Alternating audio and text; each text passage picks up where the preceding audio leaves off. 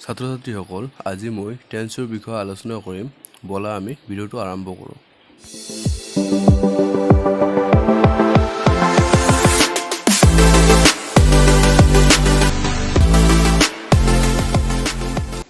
ছাত্ৰ-ছাত্ৰীসকল আজি মই টেন্সৰ বিষয়ে আলোচনা কৰিম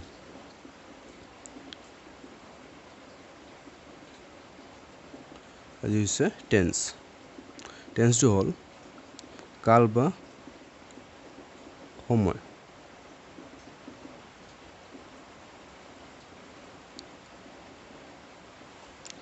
টেন্সটো হ'ল কাল বা সময় প্ৰথমতে আমাৰ জানিব লাগিব যে টেন্স মানে কি টেন্স মানে হ'ল যে ক্ৰিয়াৰ সময়কে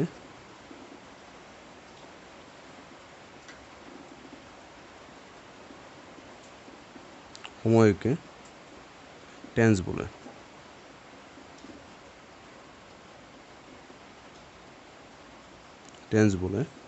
ক্ৰিয়াৰ সময়কে টেন্স বলে তো এতিয়া টেন্সৰ ভাগ আছে তিনিটা যে টেন্স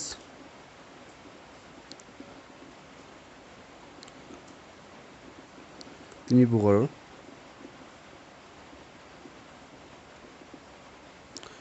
প্ৰকাৰৰ যেনে number 1 present tense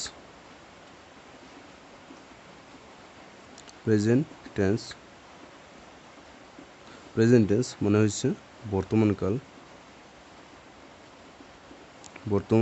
কাল number 2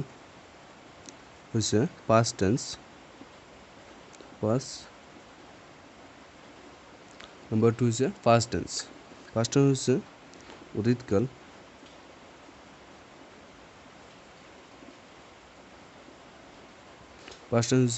কাল আৰু number 3 হৈছে future tense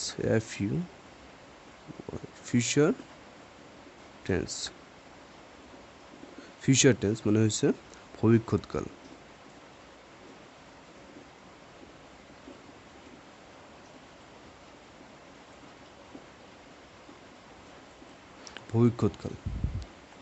তো এতিয়া আৰু এই তিনিটাৰ মাজতো প্ৰেজেন্ট টেন্সৰো চাৰিটা ভাগ আছে পাষ্ট টেন্সৰো চাৰিটা ভাগ আছে আৰু ফিউচাৰ টেন্সৰো চাৰিটা ভাগ আছে তো এতিয়া প্ৰথমতে আমি নম্বৰ 1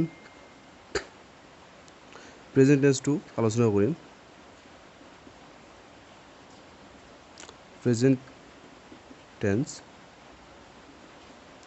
প্ৰেজেন্ট টেন্সৰো চাৰি প্ৰকাৰৰ হয়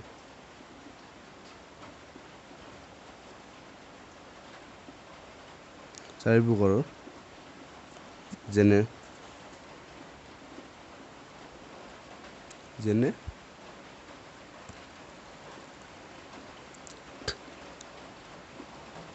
A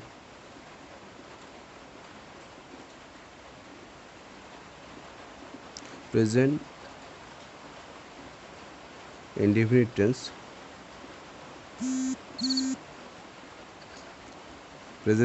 tense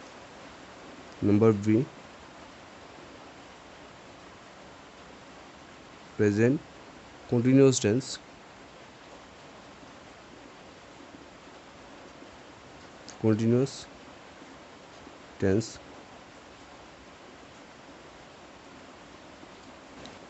number C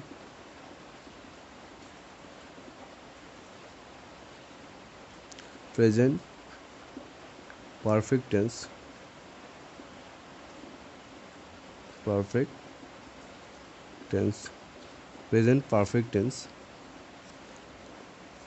number D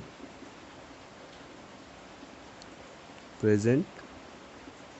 perfect continuous tense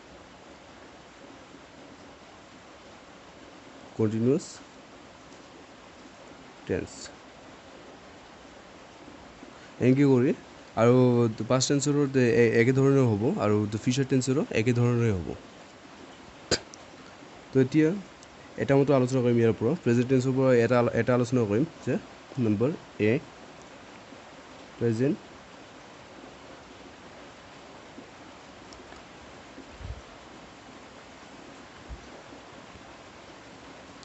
the number A present indefinite tense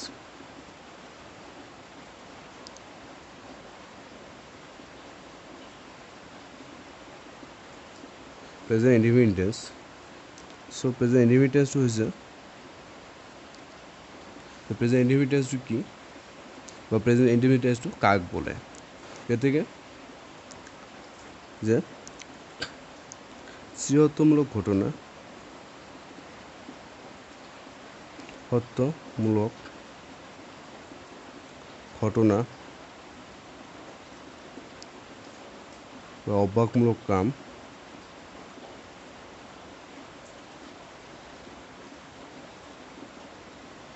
অবাকমূলক কাম নাইবা বর্তমান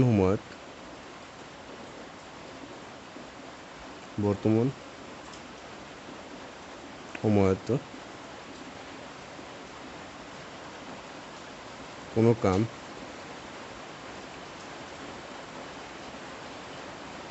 করা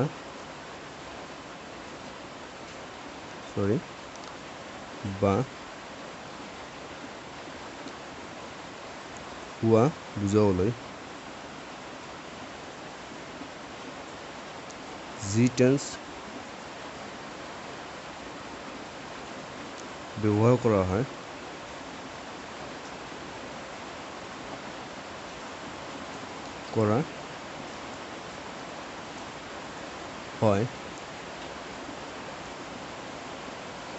তাকে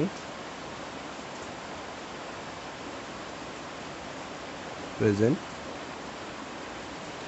ইনডিফিনিট টেন্স বলে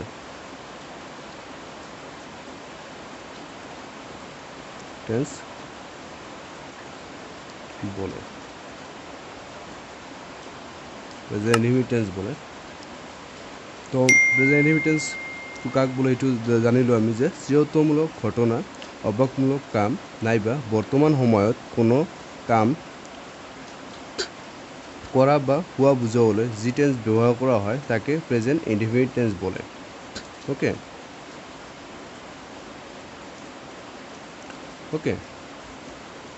যে চিৰতমূলক ঘটনা অবাকমূলক কাম নাইবা বৰ্তমান সময়ত কোনো কাম কৰা বা হোৱা বুজাবলৈ যি টেন্স ব্যৱহাৰ কৰা হয় তাকে প্ৰেজেন্ট ইনডিফিনিট টেন্স বলে তো এতিয়া ইয়াৰ মাজৰ পৰা আমি জানিব লাগিব যে ফৰ্মেশ্যন বা ফৰ্মুলা বা গঠন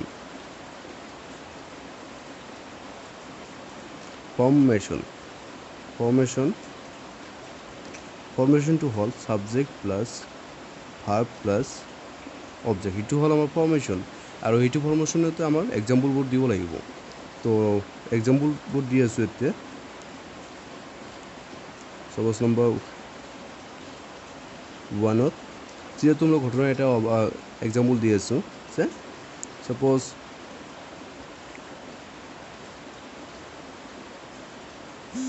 সূৰ্য পূবফালে উদয় হয়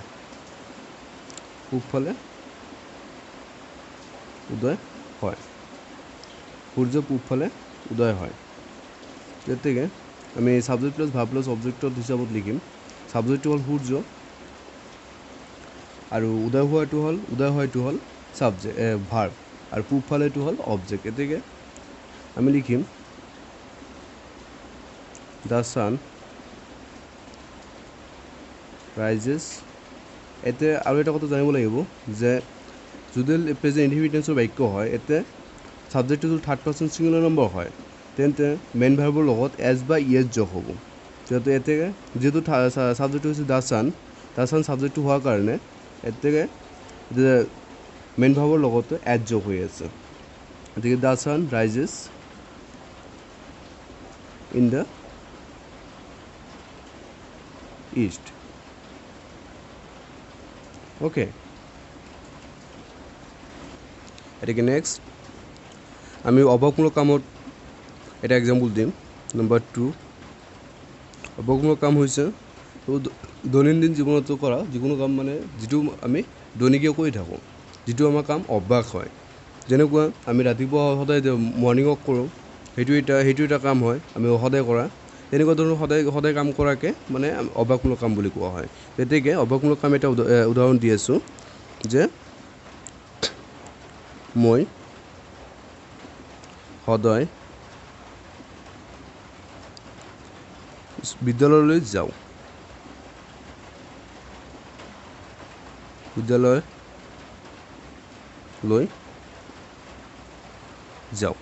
এইটো এটা অভ্যাসমূলক কাম হয় কাৰণ যিহেতু মই সদায় যাওঁ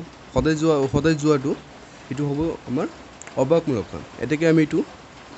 subject plus verb plus object হিসাবত ফর্মেশন হিসাবত আমি লিখিম গতিকে সাবজেক্টটো এটা আহিছে মই আই আৰু সদায় ইংলিছটো হয় অলৱেজ এইটো আমি শেষৰ পিনে লিখিব পাৰোঁ আৰু মাজতো সোমাই দিব পাৰোঁ গতিকে আমি সাবজেক্টৰ পিছতো লিখি দিম আই always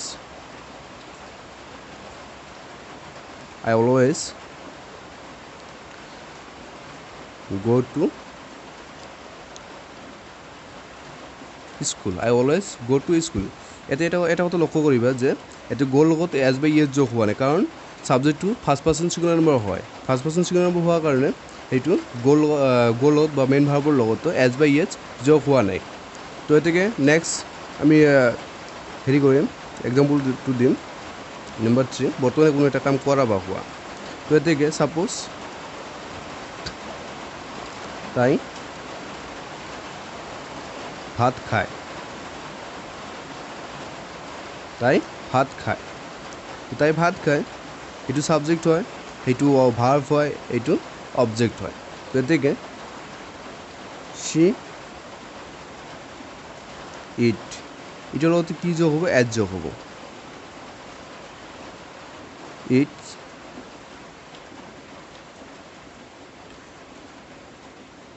she eats rice okay she eats rice তো আজিলৈকে এইখিনিয়ে বন্ধু বান্ধৱীসকল আৰু ছাত্ৰ ছাত্ৰীসকল আৰু নেক্সট ভিডিঅ'ত আলোচনা কৰিম প্ৰেজেণ্ট কণ্টিনিউয়াছ টেন্সৰ বিষয়ে নেক্সট ভিডিঅ'ত আলোচনা কৰিম গতিকে আজিলৈকে সমাপ্ত